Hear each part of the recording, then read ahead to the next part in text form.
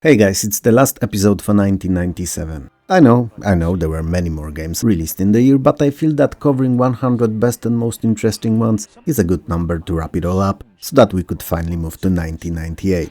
I'm not gonna waste any more of your time here, let's just jump straight in and see the last 10 of 1997.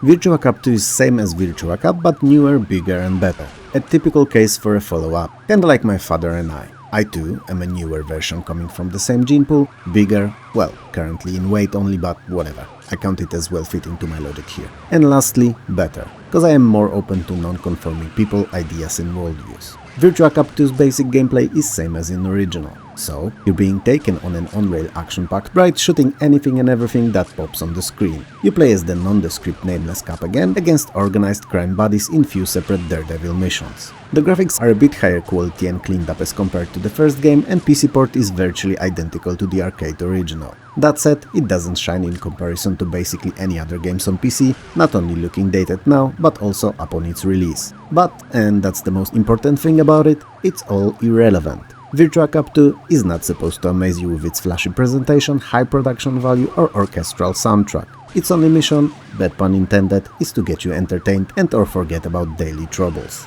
And it does it with flying colors. As soon as you grab a mouse and get going, you'll be shooting the criminals left and right, spreading the cursor injust justice everywhere. Not thinking about your annoying boss or his demon of a wife for that matter either, the sales clerk that gave you too little change, or that dude that cut you off on the freeway, or even the bills piling up waiting to be paid with money you don't have. You'll be that cop on that mission, and you will clean up the streets and end the crime in the city. Virtua Cop 2 is perhaps one of many on-rail shooters out there, but along with House of the Dead, it's the best that the genre has to offer, and an excellent way to get a short breather from everyday troubles. As a matter of fact, I feel that it's a better game today than when it was released. Yep, I do. Crazy, I know, but hear me out. It can be purchased for no more than a couple of bucks or even downloaded off the abandonware sites for free, while back then, at full price, its content to price ratio was nowhere near as attractive. Dreams to Reality is the path I'm on each and every morning, waking up from an action-packed, interesting and often exciting world of Unreal into dark, cold and devoid of grandiose everyday routine. And the same titled game that tells the story of a lone protagonist, Duncan, a man who single-handedly wants to save the entire world from the same reality that I'm facing. Save the world from losing often only means of escape in the form of pleasant dreams, no less. So, 5 evil but incredibly smart, and that's the worst combination of them all, scientists discovered a way to enter the dreamland and shape it to their desires. Now, they aim to take control of all of the human dreams. And you, once more, are the only one who can enter the imaginary lands of the night and save them from being corrupted forever. Now, it should be fairly easy, right? 1. Enter the dream world. 2. Find the scientists. 3. Put them to sleep, preferably eternal one, with use of any means necessary. You have my permission. A simple 3-pointer of a solution. Well, it's not that easy, I'm afraid. Thing is, while you can enter the dreamland, you've only ever learned 10 years after the scientists did.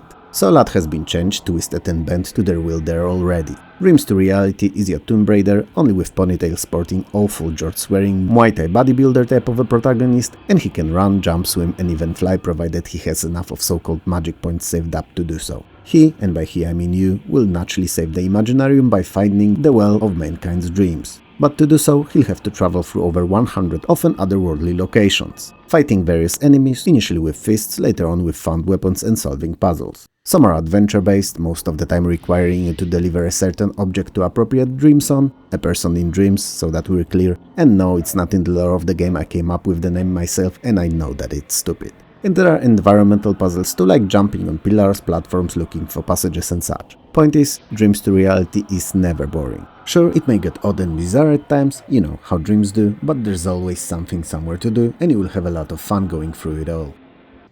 Broken Sword 2: The Smoking Mirror is a sequel to Circle of Blood and a second game in an amazing series of point-and-click adventure games. And for the most part, it's a tiny, itty-bitty bit weaker story-wise than its predecessor was, but in the same time more action-oriented, if an adventure game can even be called that. Feeling more like an Indiana Jones from LucasArts than anything else. I mean, even the first scene you take part in sees you once again playing as George Stobbart, tied to a chair in the room that's set on fire and a huge hairy spider crawling your way. It doesn't get more Indiana Jonesy than that. But why are you in this, no way going around it, uncomfortable to say the least predicament? Well, Nico Collard, a French journalist George met in the first game, somehow along the way ended up in a relationship with him. And in this second game she managed to get her hands on a mysterious Mayan stone which origin of they wanted to discuss with Professor Ubia, an expert on Mayan artifacts. It seems, however, that it's way more mysterious than they predicted, and Nico ended up kidnapped along with said artifact, while George was left in a rather comfortable chair in a well-lit and warm room full of exotic pets. Yeah, that's something. So, playing as George, you not only have to save yourself, but also Nico and get to the heart of the whole Mayan artifact mystery too,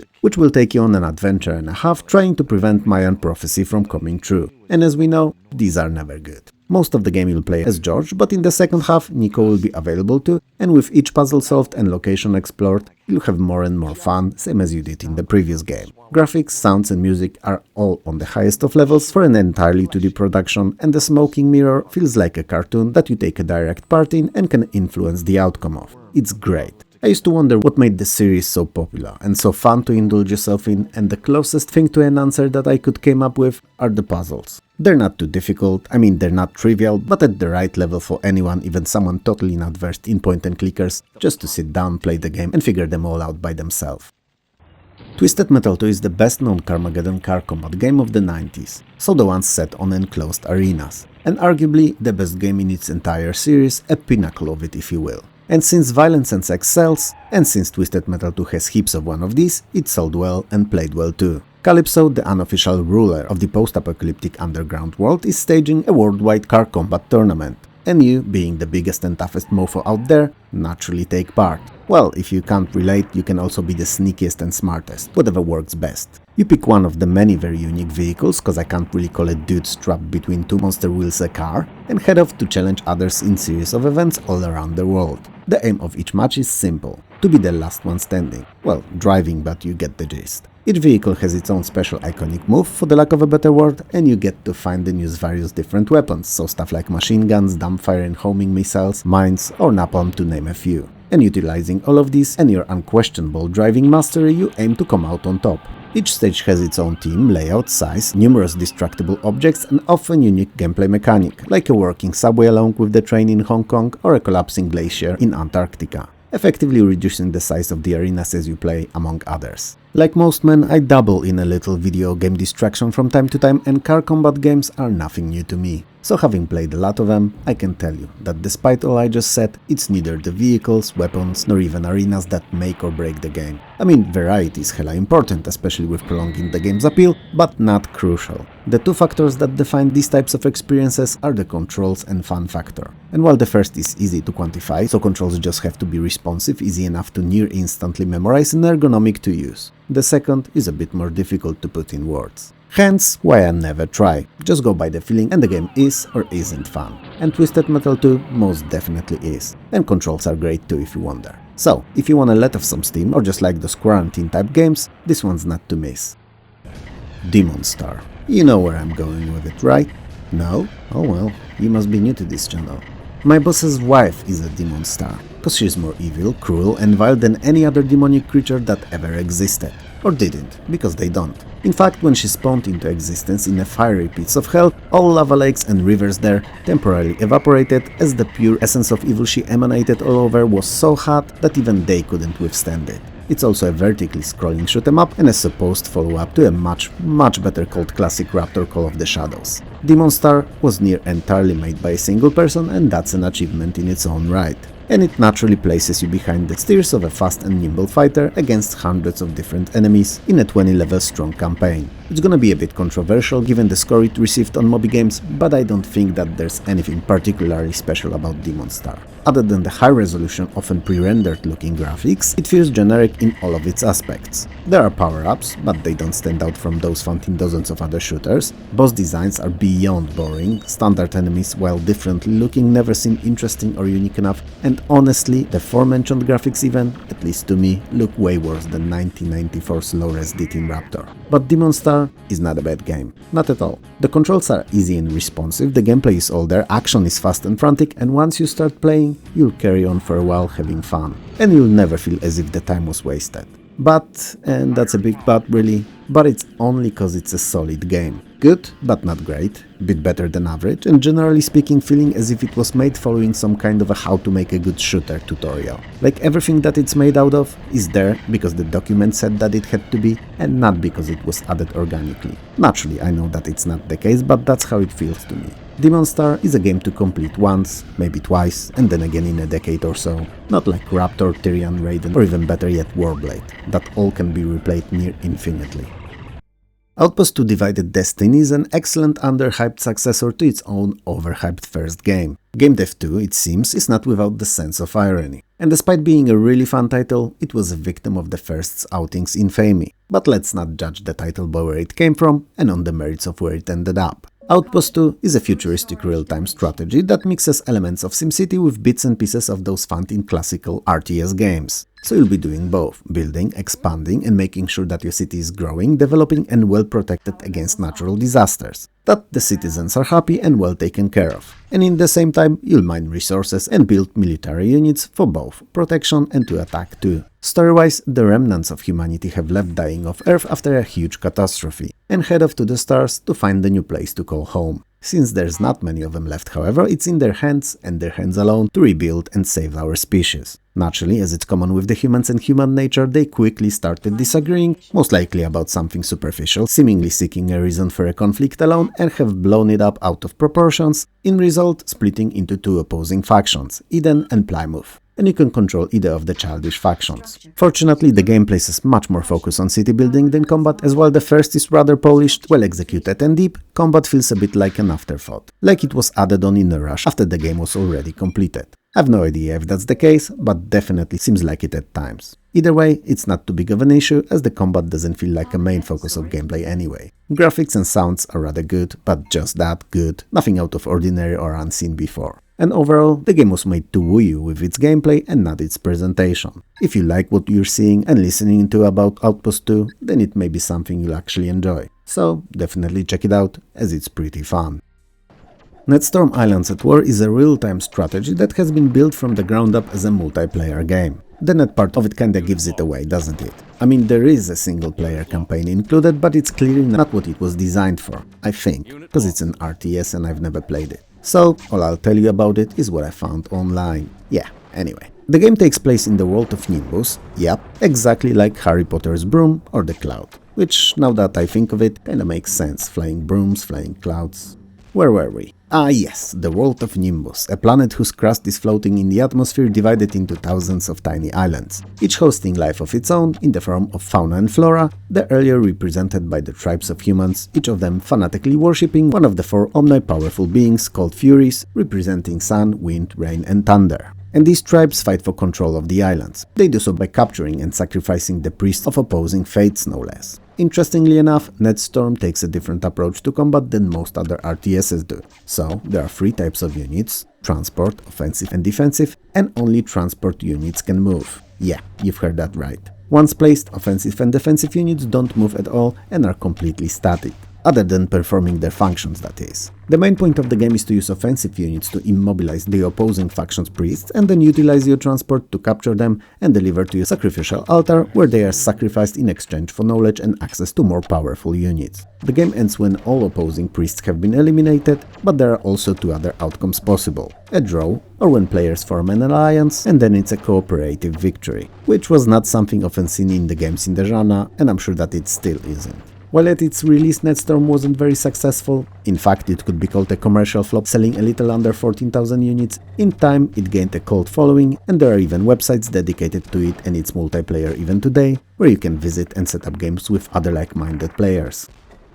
Armed and delirious is what my boss's wife is. She is armed with hate and prejudice, and delirious enough to spread both anywhere and everywhere against all minorities or groups she deems different or lower to her own. All that without looking for a valid reason or doing any research on them, you know, at least to confirm that they deserve the hate of hers. But since she's also a person that was born to always be right and never makes any mistakes, it's all irrelevant, cause when she does something, anything, in that very moment it becomes valid and correct way of acting, thinking and behaving. even if it wasn't before or still isn't when someone else attempts it. She's that magical. But terrible demon spawns aside, Armed and Delirious is also 1997's humorous point-and-click adventure game. And it really wants to be LucasArts' adventure. Does it succeed in that? No, but it's not ultimately bad, it's just aiming way too high. Like Icarus high. So it flies too close to the sun to sustain the flight and drops to the ground crashing, ending up in a puddle of flesh and guts. Or in this case, ill-fitting pieces of gameplay. Well, the idea is definitely here. You play as a senile woman, and seeing the world through her eyes is definitely an interesting experience and one that's not often touched by other games. If ever. I mean, she has no inventory in the form of pockets, bags or the likes, she keeps everything in her bra. So, braventory. And it's not me, but the game that came up with the term. Anyway, as I was saying, Armed and Delirious really wanted to reach the day of the tentacle quality of gameplay and failed. Not as a game, but by aiming too high. They took what made the classic great and turned the dial to 11 on some parts of it, while considerably lowering it on another. A typical case of misplaced effort. So, crazy over-the-top puzzling, it's here too, even crazier than ever before, but it's not following even the tiniest line of logic, and as a result, it is reduced to inventory, braventory juggling of objects, trying to figure out most of the puzzles in the trial and error fashion, which is not fun. I mean, I can take crazy in my puzzles any day of the week, for as long as I can find a mental connection between the objects and locations to solve them. Then there are the graphics, which are pre-rendered 3D and made to look over the top crazy, twisted and caricature of real life. And for the most part, they do. But some of the sceneries or characters in this early 3D iteration age really badly. I mean, it's not a surprise, but perhaps it could have worked itself out better if it was kept cartoony but 2D. Kinda like the aforementioned Day of the Tentacle was. This is not a biggie though, but rather a personal grief that I have with Armed and Delirious. And finally, the story, which has the potential but lacks the depth that LucasArts always made sure to give their even most simple games. So, you're a granny, and your family has not been the most kind to animals. So as a revenge, the so-called Great Rabbit, a defender of all animals in the universe and a mighty omnipotent being, created a hidden world among thousands of other worlds he created, and he kidnapped your family and keeps them there in a remote, unknown interspatial location. Now, as an elderly woman, long after your best fighting years, but definitely in your knitting prime, you have to set out on the adventure through the series of Great Rabbit-created worlds to save your unworthy family. If you're a fan of point-and-clickers, you'll definitely find something in Armed and Delirious to enjoy, even if not love. But if you're not, then there are better choices to start your romance with adventure games. I love pinball games on computers. No, correction, I love good pinball games on computers. They allow the tables to be more creative and unreal than they could ever realistically be, and in the same time provide the same fun experience real-life tables do. All without choking on tons of coins. So, naturally, I'm always keen on any new games coming out. Or old ones in context of this video. Though I have to be honest with you that today in 2024, ever since we have pinball effects, I look at the classics less and less often. It just scratches all of my pinball itches so well that I don't really need to look for any more ball bouncing sensations anywhere else. Still, I do from time to time dabble in the oldies too, and there are some amazing titles within them playable to this very day. And Balls of Steel, which my boss has to have to live with a devil of a woman on a daily basis, is definitely one of these games. It's Apogee's first foray into the genre, and for the first attempt, it's fantastic. No, really, it is. It features 5 unique tables of Darkside, Firestorm, Mutation, Barbarian and Duke Nukem. Yeah, the Duke Nukem. And all of them are painstakingly designed to the last minute detail. And feature not only unique teams from one another, but also their own missions and special bonuses, making Balls of Steel feel like one of the giants of the genre. There are 2 viewpoints to each table, the classic 2D scrolling one, which is most fun to play in my eyes as it's the one I got used to and allows you to appreciate the attention that was given to all the table's details. And there's also a full table on-screen view, and it's not a bad one, but I prefer 2D pinballs to scroll if I'm to be honest. Balls of Steel is a bit easier game as compared to the 21st century's classics, so if you're someone who hasn't played this a lot, or never, it's one of the better games to ease you into their loop and spark up that interest in ball bouncing bonanza. I know how it sounds, and I'm keeping it in anyway. That's not great either. I bet that you thought that I forgot about it, didn't you? But how could I? I mean, imagine forgetting about arguably one of the most important games of the year. Perhaps the most. Not to me, as that would be Fallout, but objectively speaking, chances are that Quake II might have been the biggest game of the year, for many reasons. First and foremost, unlike the Dooms of the years prior, Quake II is a sequel in the name only. It's a futuristic first-person shooter that drops the story of the first game, now depicting the conflict between humans and the warmongering race of the Stroke. They threaten the Earth, as evil aliens tend to do, especially in games and movies, and to secure our future, it is decided to send our counter-offensive straight into the heart of their own homeworld.